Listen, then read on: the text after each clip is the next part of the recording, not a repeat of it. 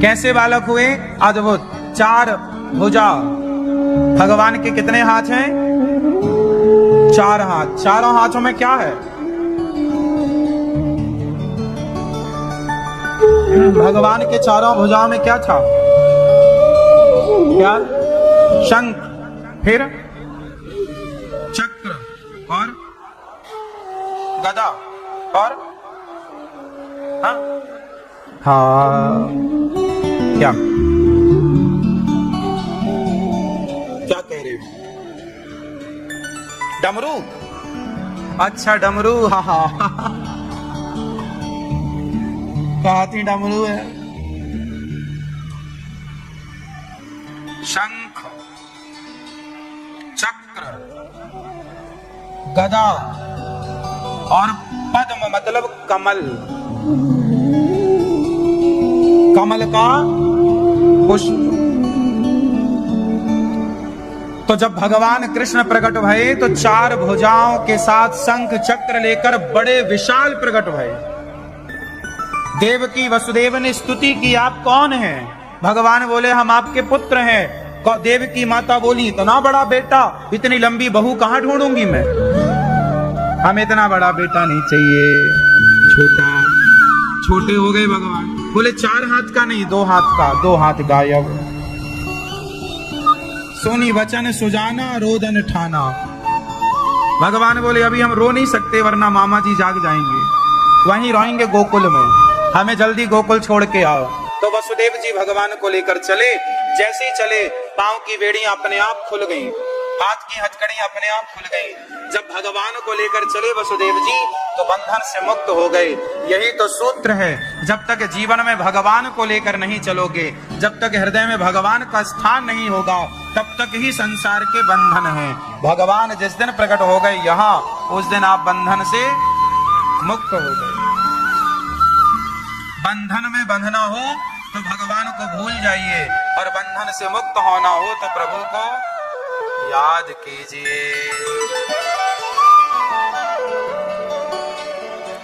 बंधन में बंध गए भगवान। वसुदेव जी को मुक्त कर रहे हैं। सारे बेड़ियां खुल गईं, वसुदेव जी की हथकड़ियां, पहरेदार सो गए। चले वसुदेव जी। देवकी माँ ने प्रार्थना की, नंद बाबा के यहाँ यशोदा माँ ने कन्या को जन्म दिया। कन्या को, कृष्ण को रखा, कन्या को वसुदेव जी ने उठाया तो कंस के हाथ से छूट कर गई। वो यशोदा माँ की पुत्री है। ये जो नवरात्रि में 9 देवियां पूजती हैं, ये यशोदा माँ की बेटी हैं। 9 देवियों के रूप में जानी गई। जो अष्टभुजाधारी दुर्गा है, वही तो दुर्गा है। ये कौन है? माँ यशोदा की बेटी, भगवान कृष्ण की बहन, भगवान श्री कृष्ण की बहन। इन्हें माया भी कहते हैं। अनेक नाम है फिर भगवती के, पर माया भी कहते हैं, दुर्गा भी कहते हैं। ये भगवान श्री कृष्ण की बहन है। अब यशोदा माँ की बेटी हुई और यशोदा के बेटे कन्हैया सारे जगत में जाने गए, तो भाई बहन हो गए ना। तो भगवान की बहन है ये। भगवान श्री कृष्ण के भाई हैं बलराम जी, जो माता रोहिणी से प्रकट हुए। ये वसुदेव जी के ही पुत्र हैं। रोहिणी वसुदेव जी की पत्नी है। तो कृष्ण और बलराम जी का जन्म हुआ। सारे ब्रज में उत्सव मनाया। नंद के आनंद भयो, जय कन्हैया लाल की। हाथी दीन्हा घोड़ा दीन्हा और दीन्ही पाल की। नंद के आनंद भयो, जय कन्हैया लाल की। नंद के आनंद भयो, जय कन्हैया लाल की। नंद महल घर लाला जायो, बरसाने से टीको आयो। नंद महल घर लाला जायो, बरसाने से टीको आयो। नंद महल घर लाला जायो, बरसाने से टीको आयो। नंद महल घर लाला जायो, बरसाने से टीको आयो। ये बरसाने से ना, जब बृषभानु जी ने सुना कि हमारे मित्र नंद बाबा के यहाँ छोरा को जन्म भयो है, तो माता कीर्ति और वृषभानु जी आए। बरसाने से वृषभानु जी आए नंद बाबा को बधाई देने के लिए। अरे मेरे मित्र के यहाँ छोरा भयो है, तो गाड़ी में सोना चांदी हीरा मोती भर भर के वृषभानु जी बड़े राजा थे, हाँ, और वो बधाई देने अपने मित्र नंद बाबा की, वसुदेव जी की और वृषभानु जी की, तीनों की अच्छी मित्रता थी। राधा जी सूर्यवंश की राजकुमारी है और भगवान कृष्ण चंद्रवंशी है। भगवान राम किस वंश में थे? सूर्य वंश में। उसी वंश परंपरा में राधा रानी का प्राकट्य हुआ। राधा रानी सूर्यवंशी है और भगवान श्री कृष्ण चंद्रवंशी। भगवान श्री कृष्ण का जब जन्म हुआ तो वृषभानु जी आई, माता कीर्ति आई और संग में राधा जी आई। उस समय राधा जी 11 महीने 15 दिन की थी, लगभग आप 1 साल मान लो, 1 साल की राधा जी। अच्छा, राधा जी का जब जन्म हुआ, कहां जन्म हुआ राधा जी का?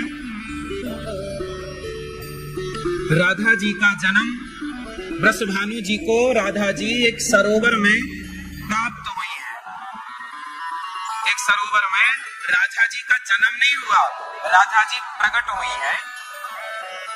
जब उन्हें लगा कि अब लीला करने जाना है, तो राधा जी जन्म नहीं लेती। वृषभानु जी एक जंगल से गुजर रहे थे, एक सरोवर के किनारे जो बरसाने के पास ही है, ब्रजमंडल के अंदर ही है, वहां एक सरोवर के पास श्री राधा रानी प्रकट हुई। और वहां पर वो प्रकट जब हुई तो एक दिव्य तेज था, वहां से वृषभानु जी गुजरे। उन्होंने देखा कौन है, तो एक सुंदर सी बालिका मिली, उठाकर ले आए, लालन पालन शुरू किया। वही बालिका राधा रानी के नाम से जानी गई, वृषभानु नंदिनी कहलाई।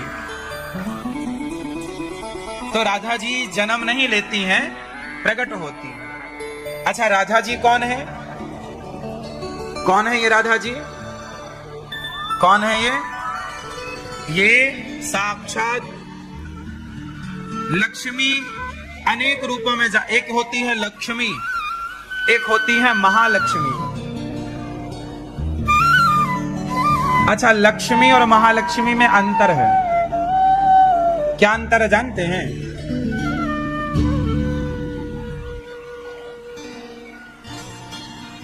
लक्ष्मी होती हैं 2 हाथों वाली, जिनके 2 हाथ हैं। जब भगवान नारायण चतुर्भुज रूप में हो, जहां भी भगवान नारायण का मंदिर होता है, उस मंदिर में यदि भगवान नारायण चतुर्भुज हैं, तो लक्ष्मी 2 भुजी होती है। समझ में आई?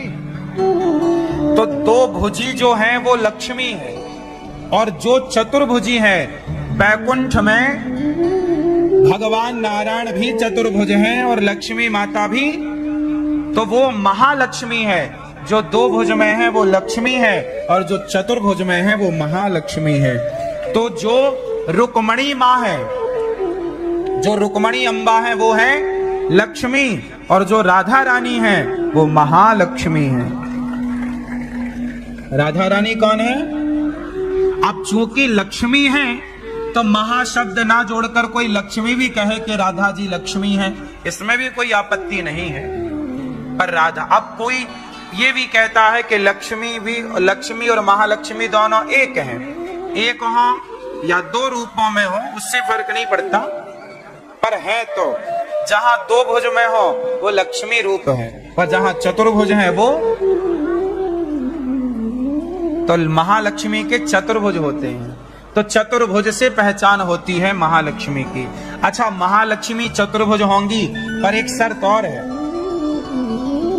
कि भगवान नारायण के हाथ में पद्म होता है, कमल। क्या होता है? कमल। तो भगवान नारायण के जिस हाथ में, जैसे भगवान नारायण के जिस हाथ में कमल होगा, तो लक्ष्मी माता उस कमल की ओर ही हाथ, जिस तरफ लक्ष्मी जी के, वो अपने उस हाथ में ही कमल लेंगी कि प्रभु का कमल और लक्ष्मी का कमल दोनों एक हो जाए, पास पास। तो कमल, जिनके हाथ में कमल है वो महालक्ष्मी। पद्म है। भगवान नारायण के हाथ में भी पद्म होता है और महालक्ष्मी के हाथ में भी। एक चीज और है, पहचान बता रहे हैं हम आपको शास्त्रों की। भगवान नारायण के दाहिने चरण में जो चिन्ह है, भगवान नारायण के दाहिने चरण में जो चिन्ह है, वही चिन्ह मां लक्ष्मी, महालक्ष्मी के बाएं चरण में होता है। जंत्रित जाय प्राण के बात, इसी मतलब दिन रात। नाम पाहरू मतलब आपका नाम वो दिन रात जपती हैं, और ध्यान तुम्हार कपाट, आपका ध्यान दरवाजे की तरह बंद है। और लोचन मतलब आंखें, निज मतलब खुद के, पद मतलब चरण में, जंत्रित मतलब आंखें। सीता मैया अपना पांव देखती हैं। अपना पांव क्यों? क्योंकि सीता मैया के दाहिने पांव में जो चरण चिन्ह है। अच्छा, भगवान के चरणों में चिन्ह क्या क्या है पता है आपको? मैया अपना पांव देखती हैं, क्योंकि उनके दाहिने पांव को जब वो देखेंगी तो प्रभु के बाएं पांव का स्मरण होगा। इसलिए सीता मैया अपने चरणों को देख रही हैं, क्योंकि अपने चरणों से प्रभु के चरणों का स्मरण है। तो जो लक्ष्मी, कुल मिला के यदि और बात कह दी जाए तो जो से देखेंगे तो जो राधा है वही कृष्ण है, जो कृष्ण है वही राधा। फिर सत्यभामा कौन है? सत्यभामा कौन है? पृथ्वी। पृथ्वी माता ही सत्यभामा के रूप में प्रकट भई। और भगवान की जो इतनी सारी पत्नियां हैं, ये सब भगवान सबके पति हैं। बात सही है भाई। पृथ्वी पति कौन है? लक्ष्मी पति कौन है? महालक्ष्मी पति कौन है? तो सबका अब जब भगवान आए तो सब आई, तो सबसे ब्याह हुआ। अब जैसे बैकुंठ में एक नदी है, आपको पता है बैकुंठ में भी एक नदी है, यमुना मैया। टोटल कि भगवान की, अब जैसे तुलसी, अब तुलसी भी तो भगवान की पत्नी है, हाँ या ना? नहीं है। अब क्या है, भगवान तो एक है, लेकिन भगवान को चाहने वाले अनेक हैं। तो जाकी रही भावना जैसी। अच्छा, तुलसी के पति कौन है? वृंदा के पति कौन थे? जालंधर। जालंधर जो है ये वृंदा के पति हैं। जालंधर को मारा था शंकर जी ने। आज भी जालंधर शहर जो पंजाब में है, वो जालंधर के नाम से ही जालंधर शहर है। वहां से ही, वहां वृंदा वही थी। वृंदा इतनी बड़ी पतिव्रता थी कि वो मरता ही नहीं था जालंधर। तब भगवान नारायण ने तुलसी माता के पास आए जालंधर का रूप बनाकर। वहां शंकर जी की लड़ाई चल रही थी जालंधर से, युद्ध, और यहां भगवान आए और जालंधर बन करके। तो वृंदा ने कहा आपने युद्ध जीत लिया? बोले हाँ। अब वो युद्ध जीत गए तो दोनों पति पत्नी आपस में वो रमण के लिए जाने लगे। और जहां दोनों पति पत्नी रमण की ओर गए तो उसने एक दीपक जला रखा था वृंदा ने, कि ये दीपक बुझ जाएगा तो मान लूंगी कि मेरा पति नहीं है। अब वो दीपक बुझ गया, क्योंकि वहां शंकर जी ने मार दिया जालंधर को। तो वृंदा ने कहा कि आप कौन हैं? तब भगवान अपने विष्णु रूप में प्रकट हो गए। प्रभु, आप हमारा पातिव्रत धर्म नष्ट करने आए हैं। आप तो सारी स्त्रियों के पातिव्रत धर्म को बचाते हो, आप हमारा नष्ट कर रहे हैं। अच्छा बताओ, भगवान विष्णु ने क्यों माता वृंदा के पातिव्रत धर्म को नष्ट किया? क्यों? क्योंकि लोगों को जानकारी अधूरी है, इसलिए ना लोग अधूरी बातें करते हैं। आपको मैं जानकारी पूरी दे दूं। जब वृंदा का विवाह जालंधर से नहीं हुआ था, उसके पहले हजारों वर्षों तक वृंदा ने तपस्या की थी और तपस्या में वरदान मांगा था कि मैं भगवान विष्णु की पत्नी बनूं। अब भगवान विष्णु की पत्नी तो भगवान विष्णु को प्रसन्न किया। भगवान आए, क्या वरदान चाहिए? बोले मुझे आपकी पत्नी बनना है। भगवान बोले अच्छा बन जाना, पर जाओ अभी तुम जालंधर की पत्नी बन जाओ। तो भगवान के आदेश से वृंदा ने जालंधर से विवाह किया, और जालंधर जब मारा गया तो भगवान ने पति बन करके रक्षा की।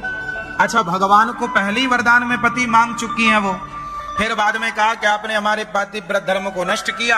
अच्छा, तुलसी बाद में ये बात भूल गई, तपस्या और उन्होंने ये वरदान मांगा, ये बात थी पिछले जन्म की।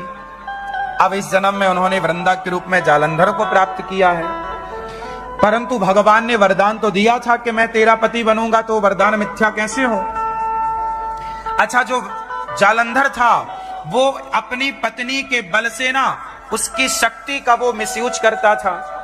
वो पत्नी के व्रत से इतना बड़ा बलशाली हो गया, मरता ही नहीं था। सोचिए, शंकर जी नहीं मार पा रहे थे उसे, तो वो अपने शक्ति, और मार क्यों नहीं पा रहे थे? क्योंकि पत्नी का पातिव्रत था, और जहां पातिव्रत धर्म मिल जाए तो पति कई गुना शक्तिशाली है, तो मरा नहीं वो।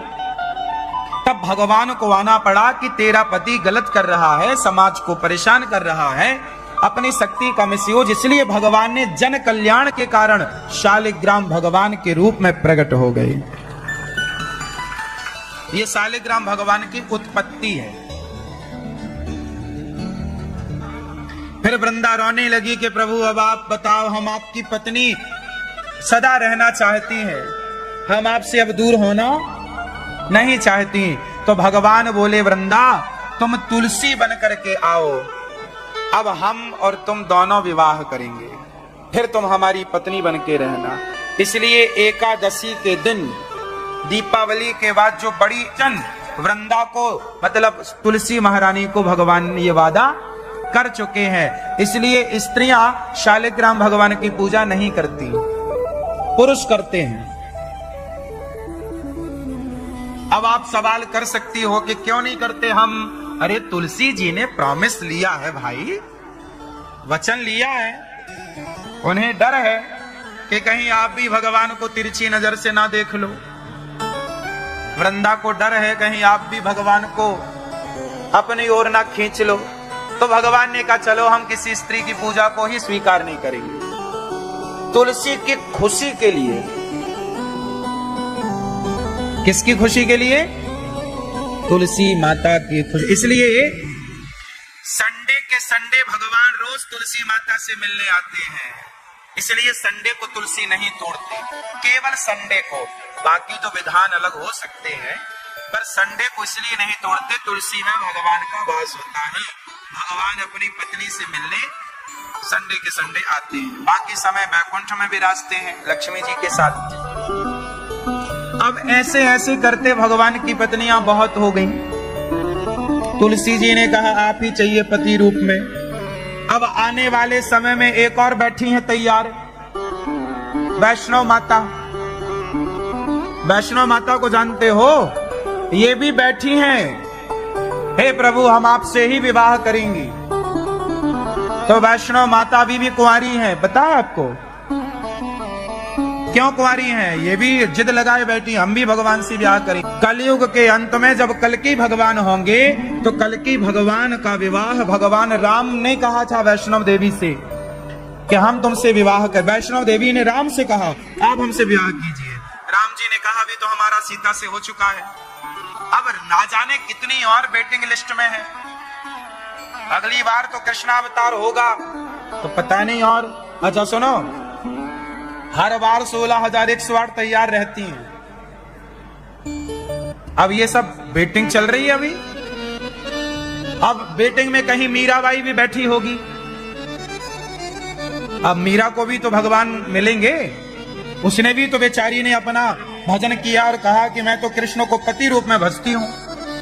यदि पति रूप में नहीं मिले तो मीरा के साथ अन्याय हो जाएगा। क्या चाहते हो आप, अन्याय हो या न्याय हो? तो न्याय तो तब होगा जब वो पति के रूप में मिलेंगे, और पति रूप में मिले तो आपकी खुजली होने लगती है कि भगवान इतने ब्याह क्यों किए। क्या करें भाई, कहां कैसे जवाब दें? अब वहां मीरा है, अब वैष्णवी माता है, अब वो उनसे ब्याह करना पड़ेगा। भगवान कल की आएंगे, अभी जन्म नहीं हुआ और ब्याह फिक्स है। इतनी वेटिंग है, समझ रहे हैं? तभी तो 16,108 हो गए, और 16,108 के बाद अभी मीरा वेटिंग में है, वैष्णवी माता वेटिंग में है। और ये तो अपने जान परिचित की हैं, और पता नहीं और कितनी ऐसी हैं जिनका पता ही नहीं है, जो सब कह रही हैं कि प्रभु हम आपको पति के रूप में चुनेंगे। तो तुलसी माता, अच्छा भगवान को जाकी रही भावना जैसी, प्रभु मूरत देखी तन तैसी। जो भगवान को जिस भाव से भजता है, भगवान उसे उस रूप में प्राप्त होते हैं। बोलिए कृष्ण कन्हैया लाल की। तो किस किस को बात समझ में आ गई? क्या समझ में आया? इतने सारे ब्याह क्यों हुए, ये समझ में आया? हो गया।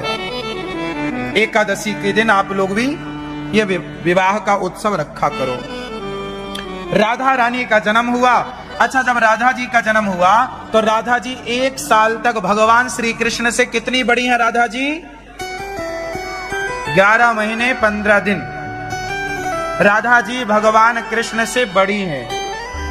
1 साल लगभग कितनी बड़ी हैं? लगभग 1 वर्ष। अच्छा, राधा जी का जन्म पहले हुआ। भगवान कृष्ण ने से राधा जी ने कहा पहले आप जाओ। भगवान बोले पहले आप जाओ। तो राधा जी बोली मैं जाऊंगी तो, पर मैं जब तक आप नहीं आओगे मैं किसी को देखूंगी नहीं। इसलिए राधा जी 1 साल तक ना तो उन्होंने आंखें खोली, ना तो 1 साल तक कुछ बोला। तो सारे लोग कहने लगे कि वृषभानु की छोरी तो गूंगी है, अंधी है, कुछ देखती नहीं, कुछ बोलती नहीं। पर जब नंद कन्हैया का जन्म हुआ तो वृषभानु जी अपने मित्र को बधाई देने आए नंद महल। तो वृषभानु जी, माता कीर्ति जी छकड़ों में सामान भर भर के और राधा जी को गोद में लेके माता आई कीर्ति मैया, और यशोदा माँ के पास कीर्ति जी आकर बैठ गई और नंद बाबा वृषभानु जी के पास गए। दोनों मिले, गले मिले, और श्याम सुंदर पलने पर थे, पालने पर। तो संयोग से क्या हुआ कि यशोदा माँ ने जब राधा रानी को दे, अरा ओहो बहन, मैंने सुना तेरी छोरी हुई, पर वो कुछ बोल नहीं सकती, कुछ देख नहीं सकती। बहुत यशोदा माँ दुखी हुई, पर कीर्ति माँ ने बोला कोई बात नहीं बहन, ये तो भगवान की पुचकारा, प्यार किया और कन्हैया वाले पलने पर ही लिटा दिया। तो राधा जी 1 साल की तो हो गई थी, और 1 साल का बच्चा पलटने लग जाता है। पलटने समझते हो ना, बच्चा पलट जाता है। तो राधा जी पलट गई, और पलट गई तो ऐसे हाथ रख के सिर उठाया और आज श्याम सुंदर का स्पर्श किया राधा जी ने। तो वो तो समझ ही रही, राधा जी तो सर्वज्ञ है, सब जानती, वो समझ गई कि ये तो हमारे श्याम सुंदर है। टच किया, स्पर्श किया। तो भगवान से कहा था कि मैं 1 साल तक किसी को कुछ देखूंगी नहीं। अरे जब आप ही नहीं होंगे तो भला जगत को मैं क्या देखूंगी। जब पलटी राधा जी और उठाया अपना मस्तक, और जब आंख खोली श्याम सुंदर टुकुर टुकुर राधा जी को देख रहे हैं। और आज पहली बार श्री राधा रानी ने आंखें खोली, और जब खोली तो सामने श्याम सुंदर थे। राधा जी भी कुछ बोली, और जब बोली तो यशोदा और कीर्ति माँ बैठी थी। दौड़ी दौड़ी आई और देखा कीर्ति, अरे यशोदा मेरी छोरी देखने लग गई। अब करने लग गई राधा रानी, अरे ये तो बोलने भी लग गई। अब तो एक उत्सव नहीं, अब तो वृषभानु और नंद बाबा ने मिलकर छोरा छोरी का उत्सव मनाया कि हमारे लाला को जन्म भयो, नंद बाबा बोले, और हमारी लाली को जन्म है गयो। बेचारी जन्म तो साल भर पहले है गयो, पर आंख आ जाई, वाणी आ जाई, तो आज खूब जन्म उत्सव मनाया गया। सारे ब्रज में बधाई बांटी गई, लड्डू बांटे गए, पेड़े बांटे गए, हीरा मोती बांटे गए। लेकिन दुनिया वालों ने, ब्रजवासियों ने, गंगी नाम की गाय थी भगवान कृष्ण की, उस गाय के थन में मुंह लगाते थे भगवान, और बछड़े की तरफ पीते थे। गाय भगवान को, भगवान के संपूर्ण अंग को भगवान छोटे से थे ना, आंगन में खेलते थे, तो वहां जो गाय होती थी, यशोदा माँ के घर में गाय बंधती नहीं थी, खुला घूमती थी। अधिकांश गौरी गोपाल गौशाला में भी आपने देखा होगा, गाय बंधती नहीं है, आजाद घूमती है। गाय खुला घूमे, यही गाय का स्वतंत्रता है, सुख है। हमारी गाय सब आजाद ही रहती हैं। जो गर्भवती होती हैं, जो 1-2 महीने बाद बच्चे को जन्म, उनको फिर अलग रखते हैं, क्योंकि सबके बीच में दौड़ जाएगा, एक दूसरे के ऊपर यदि गिर जाए तो उसके बच्चे को नुकसान ना हो जाए, इसलिए 7 महीने का जब गर्भ हो जाता है उसका, तो फिर उसको थोड़ा अलग रखते हैं। उसको भले बांध के रखें उसकी सुरक्षा की दृष्टि से, वरना बांध के रखना इस दृष्टि से बांधना नहीं है, सुरक्षा की दृष्टि से बांधना कि तुम अलग खाओ पियो।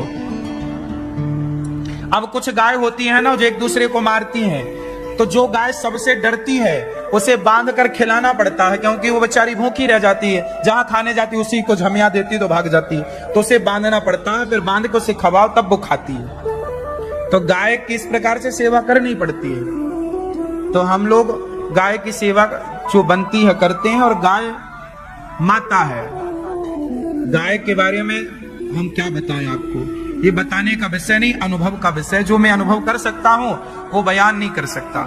गाय के पास बैठने में जो शांति है, जो सुख है, वो कहीं नहीं है। आप मंदिर जाइए, मंदिर में जाके बैठिए, जो शांति का अनुभव मंदिर में होगा उससे ज्यादा एकांत में कहीं गायों के आसपास बैठिए तो आपको ज्यादा शांति का अनुभव गायों के पास बैठने में होगा।